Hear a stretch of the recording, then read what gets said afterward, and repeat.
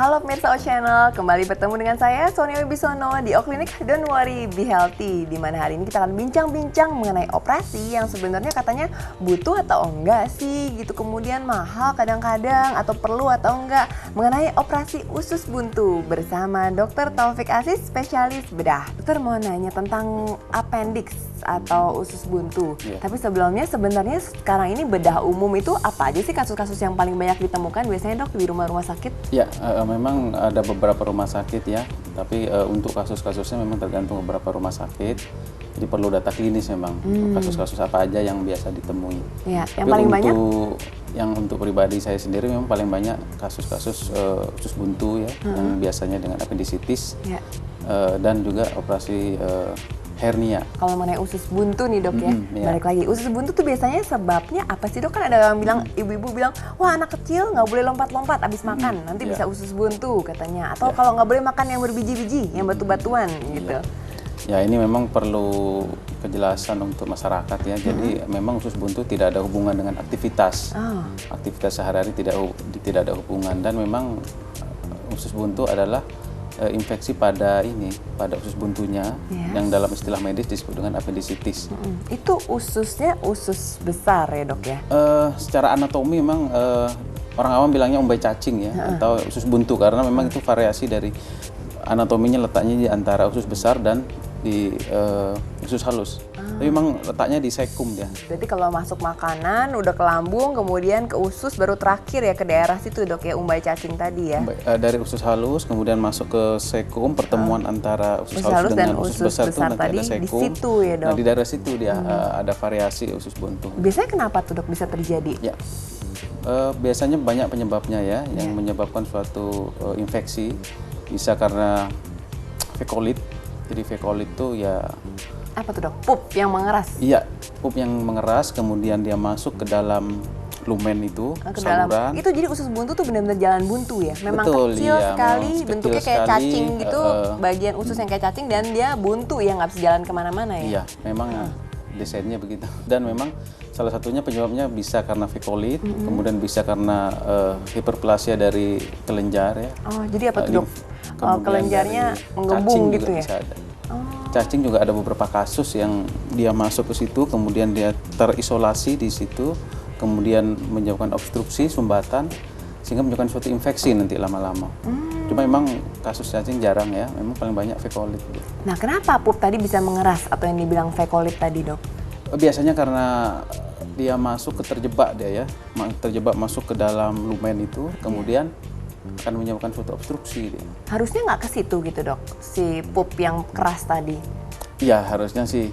Tapi kadang kalau dia kecil ya? bisa keluar lagi ya. Tapi kadang-kadang nggak, apa karena terlalu keras, kurang makan serat misalnya, kurang minum sayur sehingga pupnya terlalu keras gitu, enggak? Tidak ada sih penelitian menunjukkan ke situ. Jadi memang usus buntu tuh agak-agak bingung ya sebabnya ya dok ya. Jadi kadang-kadang apes-apesan ya dok. Ya betul. Memang penyebabnya antara itu ya, fekolit, kemudian cacing kadang ya, kemudian dari kelenjar yang membesar. Kelenjar membesar tuh kenapa biasanya dok? Ya bisa karena infeksi dia di daerah submukosa itu ada limfoid namanya. Oh ya. Infeksi berarti ya. Nah itu biasanya apakah? Ada satu lagi memang penyebabnya salah satunya kanker ya. Tapi kasusnya memang jarang. Karsinoid. Jadi kanker pada usus halus itu ada, tapi dia dikit kasusnya. Biasanya pada anak atau dewasa usus buntu ini terjadi? Usus buntu bisa terjadi pada anak-anak, bisa terjadi pada dewasa. Memang pada anak-anak biasanya karena dari segi anatominya dia berbentuk piramid ya, jadi lumen yang paling ujung itu paling luar itu berbentuk piramid dia, jadi jarang sekali obstruksi dia. Jadi pada dewasa dari segi anatominya berbentuk corong tapi tidak berbentuk piramid. Jadi lebih sering pada orang dewasa. Lebih sering pada orang dewasa. Karena kalau anak tuh kayaknya agak usia melebar gitu ya? muda paling sering. Oh gitu, justru nggak pada anak-anak ya? Pada anak-anak jarang, tapi ada sering. Menyebabkan kalau pada anak-anak, kalau terjadi suatu usus buntu memang diagnostiknya agak sulit ya. Tapi kita perlu penanganan yang lebih lebih komprehensif gitu. Oke ya, dok, setelah ini kita akan menanyakan mungkin bagaimana sih gejala usus buntu dan gimana bedanya dengan yang lain ya, misalnya sakit perut biasa atau mau mens mungkin pada wanita. Oke, pemirsa di mana-mana, we'll be back after this.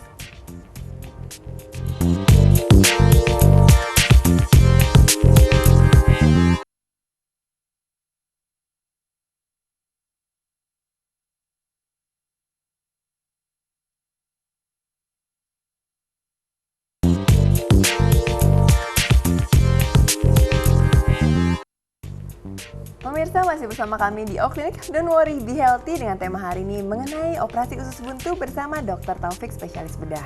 Dr. Taufik, gimana sih caranya membedakan penyakit sakit usus buntu itu gitu? Seradang usus buntu sakitnya itu seperti apa sih dok? Apakah seperti katanya kan di kanan bawah, kemudian biasanya kalau diangkat kakinya tuh kanannya sakit banget atau malah nggak bisa jalan. Gejalanya apa aja dok? Biasanya yang gejalanya awalnya ya, seperti awalnya dia nyeri di ulu hati biasanya. Oh, ulu hati malah? Iya. Bukan Jadi kanan kesannya bawah? begini, kadang salah penanganan yang lama, biasanya disangka seperti sakit mah. Bisa nyeri di ulu hati, mual-mual, kemudian dibiarkan, jadi dianggap sepele ya. Biasanya nyeri di ulu hati, kemudian dia akan berpindah nyeri di perut kanan, bawah. Dan tipe nyerinya itu terus-menerus dia, pada keadaan yang akut. Jadi mual, kemudian nyerinya berpindah ke kanan bawah dan menetap, dan nyerinya terus menerus. Oh, ada demamnya nggak biasanya dok? Tidak ada.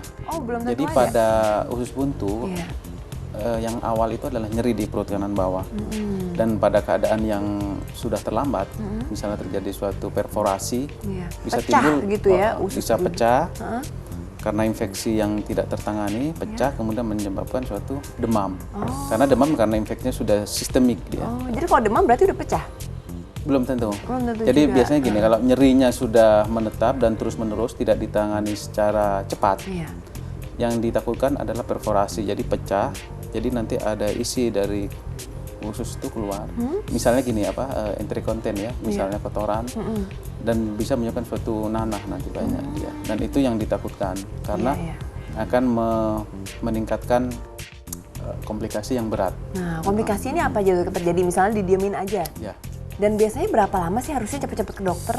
Pada keadaan yang sudah terdiagnostik, dia suatu apendisitis akut, sifatnya adalah segera dilakukan tindakan operasi apendektomi, jadi pengangkatan usus buntu. Karena itu tadi, kita takut terjadinya ada komplikasi yang terjadi, misalnya perforasi ya, karena pecahnya usus buntu. Karena nanti akan komplikasinya lebih berat, ya kan. Kemudian penanganannya juga lebih lama, tipe operasinya juga akan beda. Tipe operasinya kalau pada yang simpel, artinya yang apendisitis akut, kita bukanya mungkin hanya sedikit ya. Tapi kalau udah perforasi, sudah menyebabkan peritonitis, infeksi seluruh organ abdomen, itu kita lakukan operasi laparotomi. Jadi bukanya mungkin lewat median. Oh, dari dalam, dari tengah gitu ya, dari atas ke bawah. Kalau yang cuma biasa di pinggir aja di dok? Pinggir aja. Berapa senti sih biasanya dok? Biasanya 2-3 cm. 2-3 cm. Terus sekarang katanya ada yang baru bahwa tidak usah dibelek-belek, jadi lewat teropong aja, lewat mulut katanya bisa. Apakah bisa dilakukan dok? Yang memang sebenarnya nggak baru ya, memang itu suatu rekomendasi memang yang bisa dilakukan dengan tindakan laparoskopi, apendektomi laparoskopi.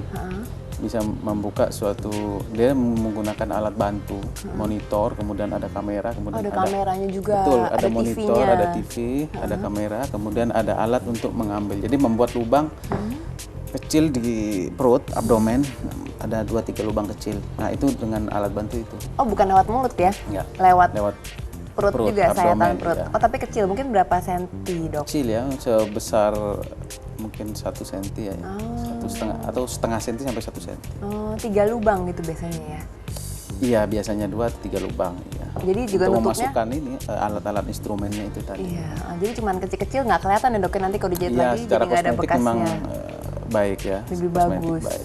Tapi pada keadaan yang memang berat, misalnya dia peritonitis, udah pecah ya memang. Udah pecah gitu. Kita harus laparotomi, itu harus lewat tengah. Harus Makanya, lebih besar ya ya. Dok ya. Heeh. Makanya jangan dianggap enteng agak. Jadi kadang appendicitis yang biasa misalnya tidak dilakukan tindakan operasi, dibiarkan aja, diberi antibiotik aja, itu tidak akan sembuh. Oh, jadi appendicitis ini harus dioperasi Dok ya? Betul. Iya. Nggak mungkin bisa tanpa operasi, hanya dengan obat aja mungkin? Tanpa operasi tidak bisa. Konservatif tuh nggak bisa, karena kan kita harus mengangkat yang terinfeksi tadi. Kalau dalam istilah bedahnya source control ya, jadi harus sumbernya kita ambil, kemudian kita kasih antibiotik. Tapi kalau tanpa diambil sumbernya ya, proses akan jalan terus. Nah, biasanya berapa lama? Kan dokter bilang tadi agak rancu ya gejalanya, mungkin seperti mah gitu Dok, sakit di ulu hati atau sakit Iya. di kanan. Itu biasanya berapa lama setelah gejala itu harus cepet-cepet ke dokter? Kalau sudah ada keluhan, nyeri perut di kanan bawah, Yang terus-menerus, kemudian juga ada mual gitu, segera ke periksa. Sakitnya seperti apa sih Dok? Kanan bawah seperti kayak sakit perut melilit mau pup, atau seperti diremes-remes atau diteken, diapain Dok? Nyerinya ya nyeri bukan seperti diremes ya, jadi nyeri seperti tusuk-tusuk, nyeri aja. Nyeri, tapi kalau dia diremes kan tusuk-tusuk. dia misalnya kalau strangulasi atau berpuntir ya, jadi nyerinya nyeri sekali di kanan dan bawah. sifatnya terus-terusan. Bisa jalan nggak Dok? Pada keadaan yang akut mungkin agak bungkuk-bungkuk biasanya ya, karena dia Bungkuk-bungkuk ya menahan tegangan dari otot di perut ya. Oke. Pada keadaan yang berat tidak bisa, karena nyeri sekali. Ya, ya. Ya, setelah ini mungkin saya menanyakan mengenai gimana sih kalau operasi, persiapannya apa bisa mendadak, cepat, kemudian setelahnya itu gimana, apakah bisa langsung makan atau langsung berdiri. Oke, pemirsa tadi yang kemana-mana, kami akan kembali lagi nih setelah yang satu ini.